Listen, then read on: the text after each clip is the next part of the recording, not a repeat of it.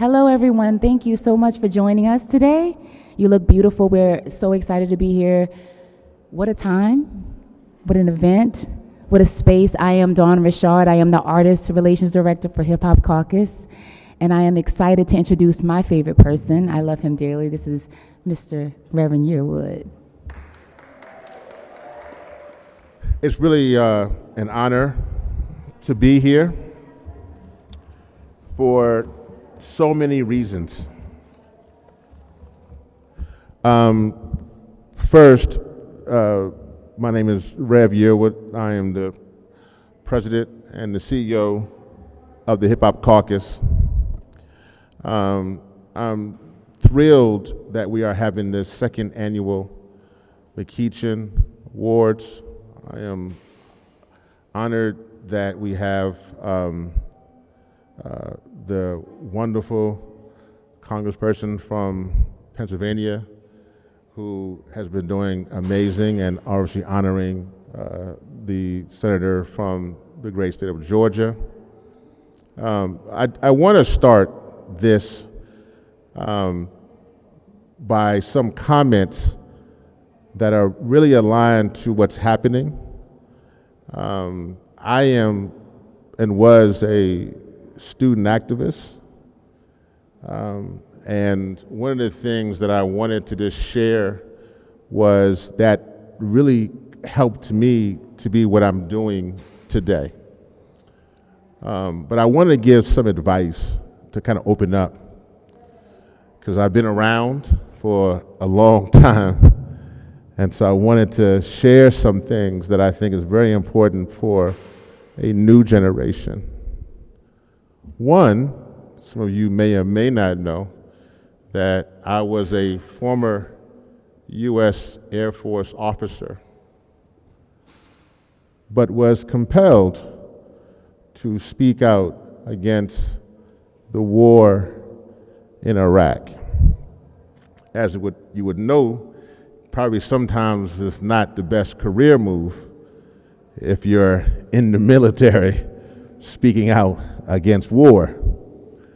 But I bring that up because right here, when we were protesting against General Petraeus, I was also an officer, so it was high stakes for many, many reasons. I bring that up because in these halls, here, not in this building, but in Longworth, one of the first videos in 2007 of someone being beaten by the police on YouTube, when YouTube just first got started, was me. I was beaten protesting. My leg was broken, and to this day I still have a limp. But I'm here in these same hallways because while I disagreed with the war, there is no doubt that I still love my country. And that's important.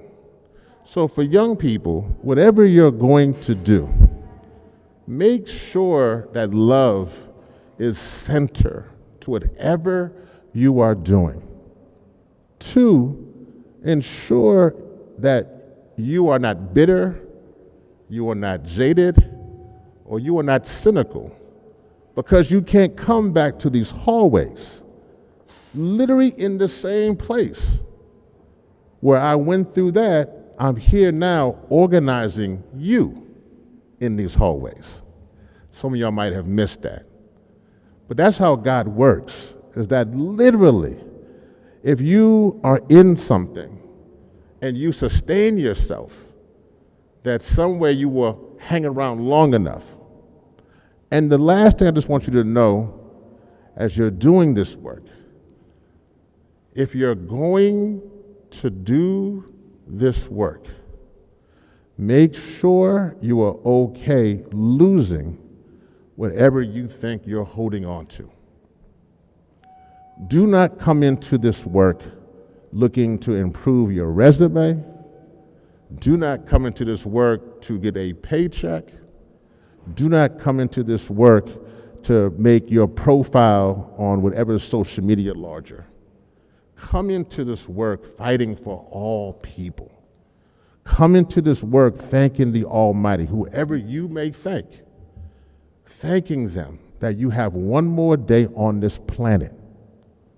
One more day on this planet to fight for humanity.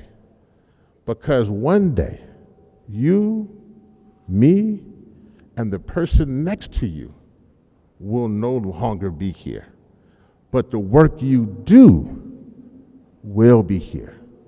And in that testament is why we're here today celebrating Congressman Donald McEachin.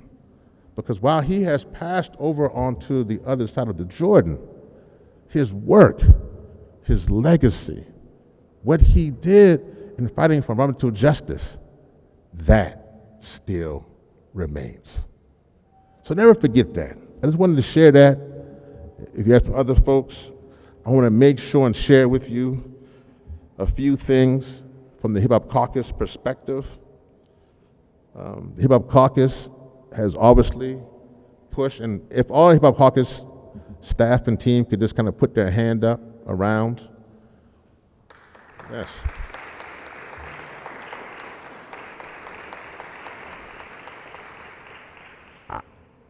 I've never been so proud of a group who has been doing some amazing work. I just want to make sure for the senior directors, Russell, Brittany, and the managing director, Liz, if y'all could put your hands up around. Those are the leadership.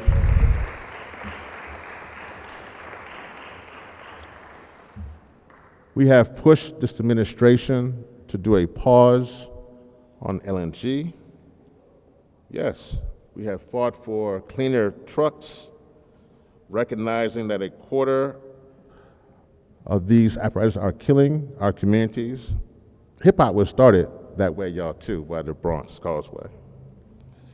We have advocated for the EPA to ensure that we can put a pause on chemicals, particularly in my home state of Louisiana and Cancer Alley. We are working on many things that are very important for our community in regards to creating storytelling. We now have a documentary that's out that's called Underwater Projects that will be at the Essence Film Festival. We're this here at the DC Film Festival, co-directed by Liz Hastad, who just put her hand up a minute ago, and Dream Hampton. We are doing many work around economic justice and Respect My Vote and Bank Black and Green and trying to do everything we can. But the most important thing that we have now is a time for us to organize and mobilize our communities.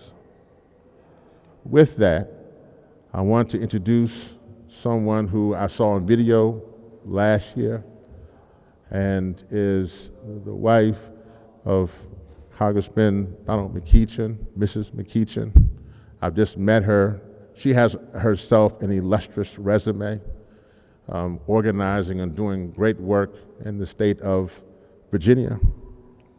And one of the things that I want to share, that I shared with her, is that our first guest on the Coolest Show podcast was Congressman Donald McEachin. And the one thing that he mentioned was that we have a right to clean air. We have a right to clean water. We have a right to ensure that our communities are living.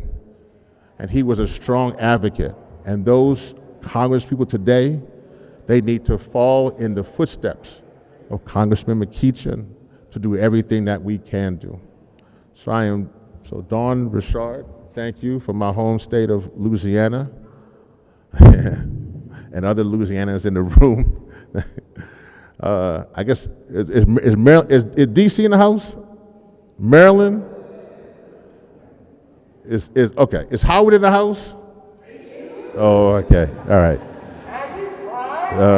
Look, see, we had a real good note. Everyone was all getting teared up. Now it done shifted with all. It's all, but with that, I just want to thank you. I want to leave you with this. Thank you, Jasmine, for these notes. I do want to leave you with this.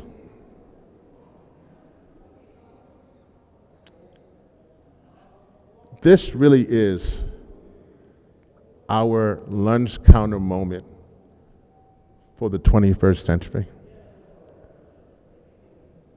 We are the last generation who can change what's happening with the climate crisis. One of our co-workers who would have been here, Calvin Spann, just had his third girl last night, little Zoe. And the reality is that little Zoe and other babies born right now will be a generation that may see 2100.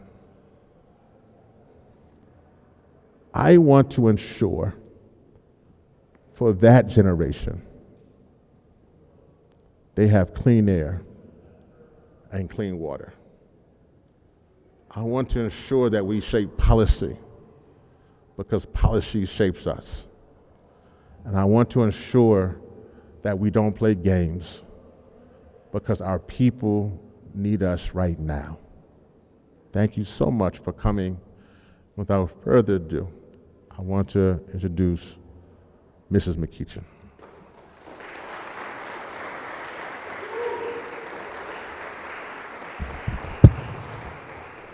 Thank you, Reverend. I appreciate that, and I appreciate your comments about Donald.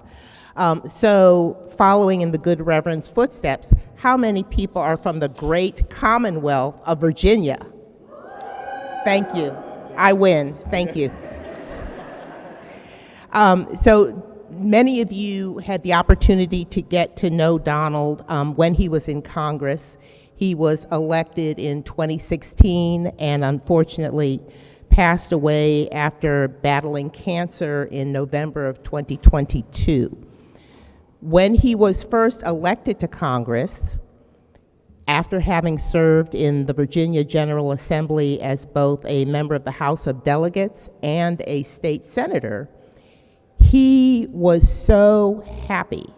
But what some of you all may not know, although his former staff, who is to my left, would know, what some of you may not know is that Congress people, and Representative Lee, you may correct me, obviously, but Congress people come in and they want to make a mark, right? They want to brand themselves. They want to be known for something. They want to end up being the person who is called and who is interviewed and who people write about and who's on a podcast.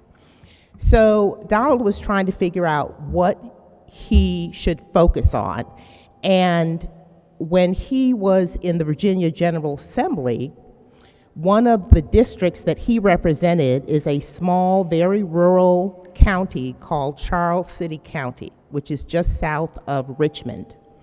And Charles City County fought for many years to avoid having a waste plant or facility put in rural, beautiful Charles City County. And Donald was very instrumental in that work and in defeating that proposal, even though, as we all know, a lot of times the incentive for non-green, polluting, dangerous, toxic, hazardous materials, waste processes in our communities is to say, oh, but it's going to bring in these many jobs, and it's going to do this much for your tax base, and it's going to be this economic benefit. Donald saw through that BS, and Donald saw through that BS while he was in Congress. And I remember having a conversation with him as we're chatting one day, and he said, you know what?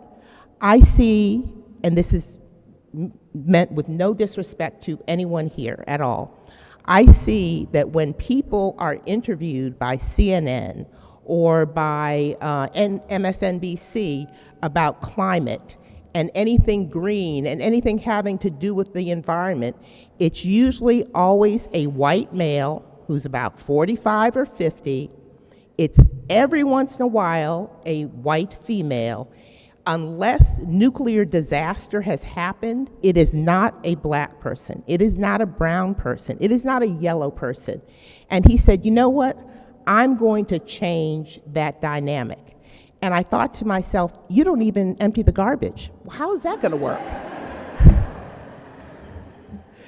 But he did. And so I am so proud and so happy and so thankful to see you all carrying on that legacy that began before him, that he adopted, and that thanks to you all will continue afterwards. So thank you so much.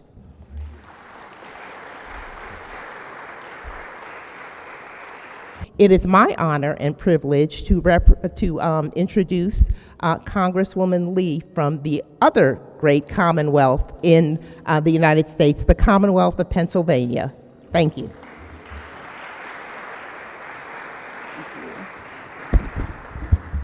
I want to start by just saying thank you so much to Ms. McEachin.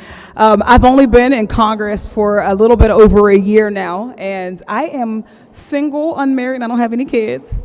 Just saying. For anybody who's wondering.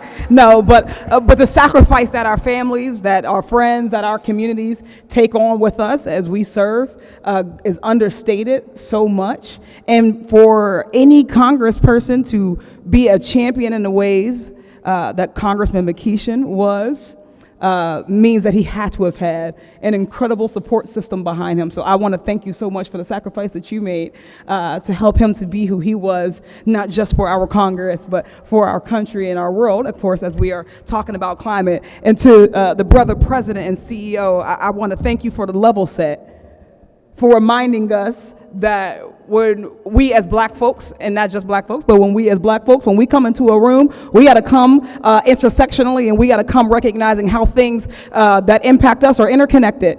And for me, that's how I came to this space, and that's how I came to Congress. Because if you're black or you're brown, you are more likely to live next to that environmental hazard. If you live next to that environmental hazard, you're probably there because you were redlined into that community because of some government action that was taken to put you there in those same communities. Those schools are divested, and there's little transportation or few job opportunities, and which that means is we're just buying our families a one-way ticket right back into the cycle, into the same cycle over and over and over again. So when we come, a lot of people like to corner us into black issues or brown issues, not realizing that every single issue that impacts an American is a black issue.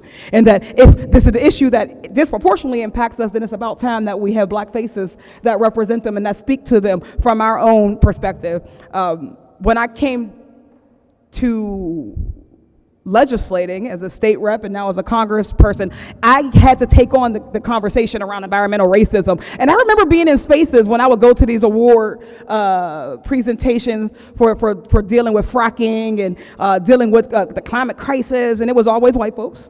And they would always ask me, tell me about environmental racism. I'd never heard that term. And I spent so much time trying to figure out how you could be an environmental justice and how you can be a climate activist and not know what environmental racism is. How can you be in spaces that impact black and brown people the most and never question why it is that there's never a black or brown person up on the stage? And when we talk about how we are going to not just address our climate crisis, but really turn the tide on it, we have to first turn the tide in black and brown communities, sacrificial communities, the global South. We have to turn the tide on all of the processes, all of the things, the conditions that lead to our environmental crisis, which I think at risk of being in trouble of saying it, is capitalism, the prison industrial complex, the military industrial complex, and all of these things that tie together. So thank you, brother, for bringing to this space the young people who are protesting right now across the country on campuses for Gaza, of course, but truly for peace and justice. They're protesting against all of these things that lead to the very crises that we find ourselves in right now. And we need to be very clear-eyed as black folks, as progressives, as people who are fighting for a black future, who are fighting for a black and brown future, that future has to also include all of the oppressed people around the world. So I want to be one voice that says that we will not stamp out the passion that these young people bring, because they are in a tradition and a legacy of so many who came before us. But I just wanted to come here today and say thank you so much to the Hip Hop Caucus.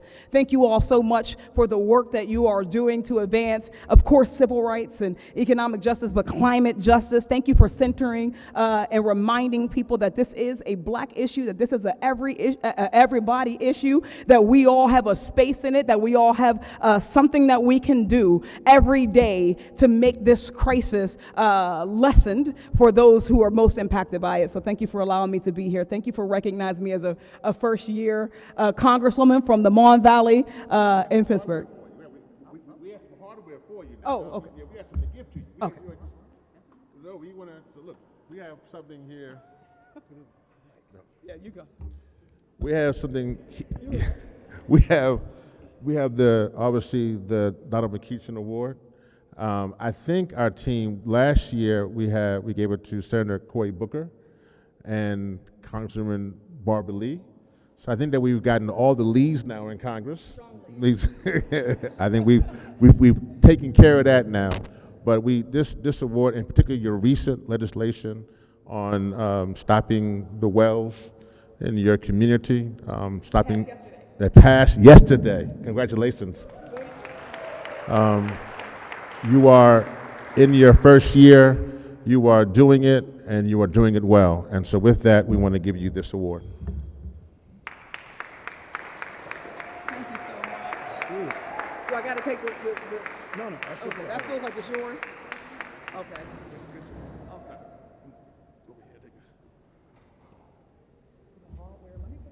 Let me put this phone up.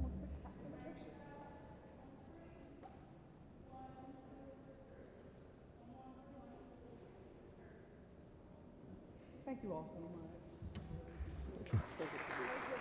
And now we want to invite up a representative from Raul Grijalva's staff to give remarks on his behalf, since he cannot be here with us today.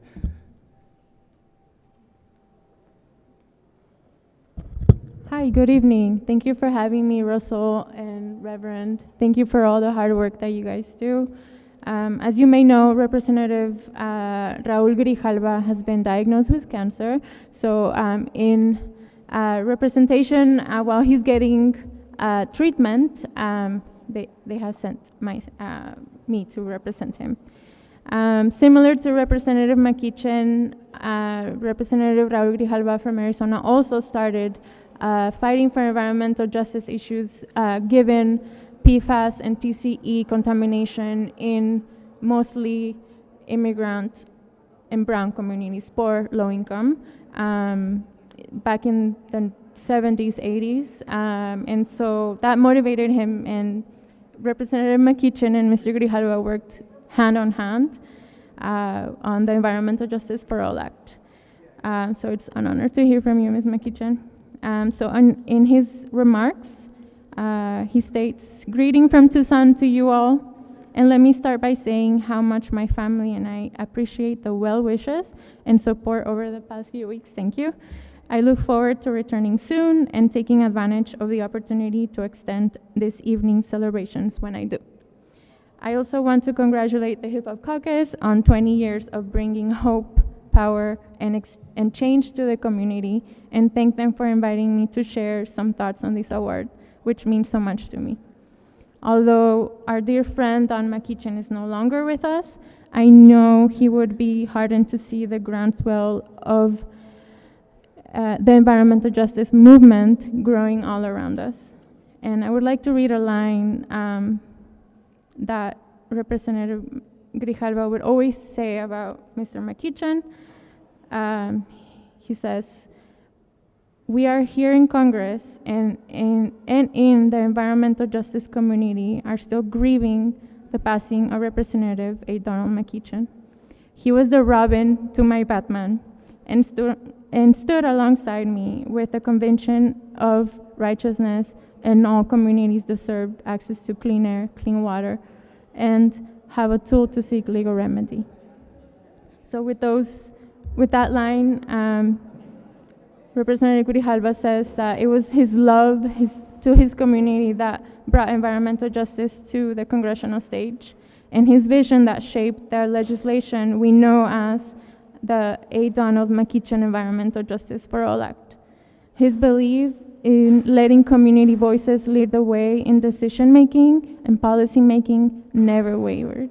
He believed the EJ for All Act must be the people's bill, not just in its intent to help people, but through a community-led process of being crafted and created by the people. After all, it is the people, not the politicians, who know best what their community needs are.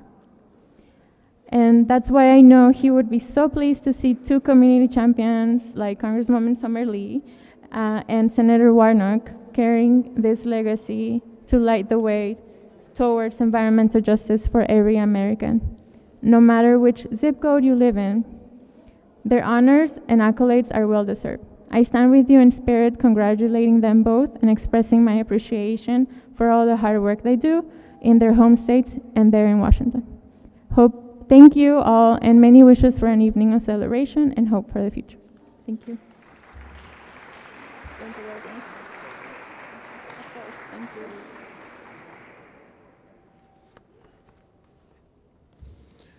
you.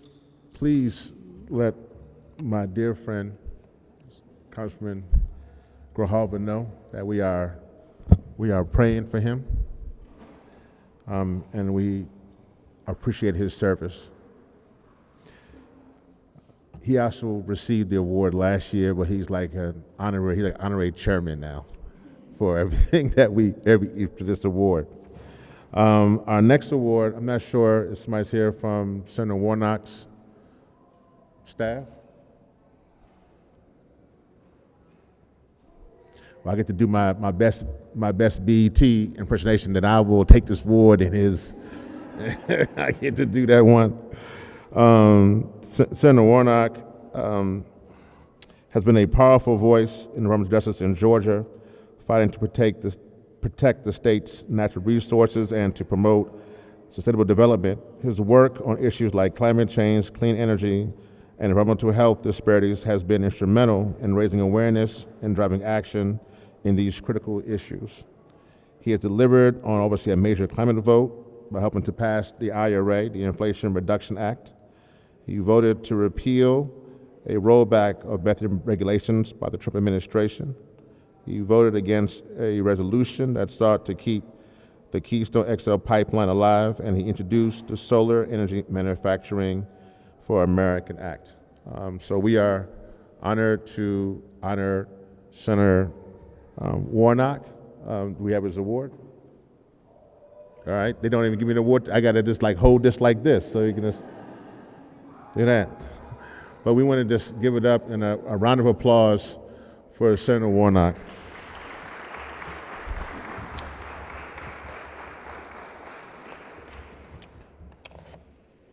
And with that, I get to turn over to one of our senior directors here, Russell. So before we turn the music back on and let y'all get back to getting some drinks, we want to close out with one of our own to talk about the real impacts of environmental justice and her own journey as both an artist and as a resident of Louisiana. The elegant Dawn Richard.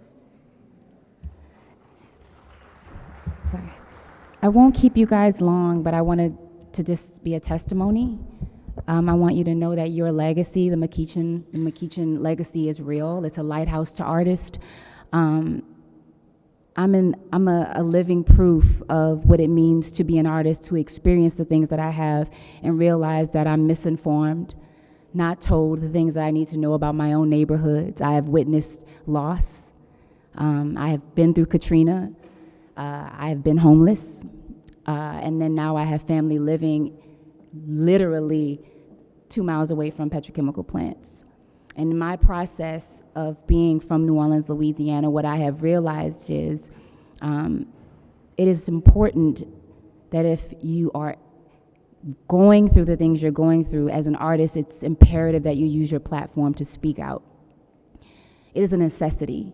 And I didn't realize that, right? You can make a choice as an artist to decide, or a creative to decide what you want to do. But I know for me, The only way my parents, the only way I felt like I could give back to my community is if I found out exactly what was going on and speak about it. What the caucus has been for me is a lighthouse. It has been hard to navigate when they have been so good at stifling, so good at hiding the truth of our communities and what's going on. And I refuse to be silent. So I'm calling and I'm being firm to all creatives and artists to stand firm and use your platform to speak of the things that are going on. Do not be afraid, because the time is now to speak on these things. And we have to be bold. What's the point in doing this if we're not going to be fearless, be bold in the message?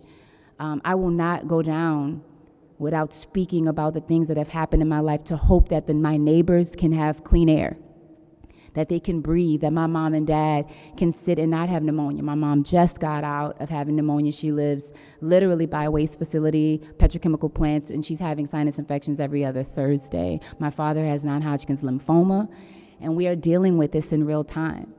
I will not be silent, and it is because of you guys, it is because of what I have learned that I'm able to stand here. So I encourage artists to be unafraid. It is happening all around, and I say this because when people say, well, why should I speak about it? It's not happening to me. It will. It will find you, because this is not a color. It's environmental racism, don't get it twisted, but this is human. This is a human thing, right? If we care, we need to stand forward. We need to speak on this. So environmental racism is happening in my life right now, and I'm going to be fearless in speaking on it. I'm going to use my platform to do it, and I want to thank the caucus and your name and your legacy for allowing the opportunity for us to have this. Could you imagine an artist even being in this space? I don't know. No one showed me this world, but I made sure to be present to seek it.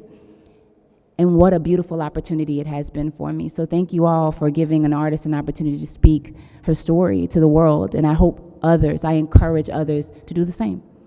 So with that, thank you all so much for coming here and seeing in real time a testimony of what it means to be an activist in environmental justice and what it looks like when you speak and stand firm in it. Thank you, Reverend Yearwood, for giving me the opportunity to do that. And let's eat and have a good time. Music. Give it up for the powder blue. And so with that, seriously, we're going to turn the music back on, eat, grab a drink, celebrate, and talk to each other about these issues and about all the other issues that we have to deal with as a community. Thank you all for coming.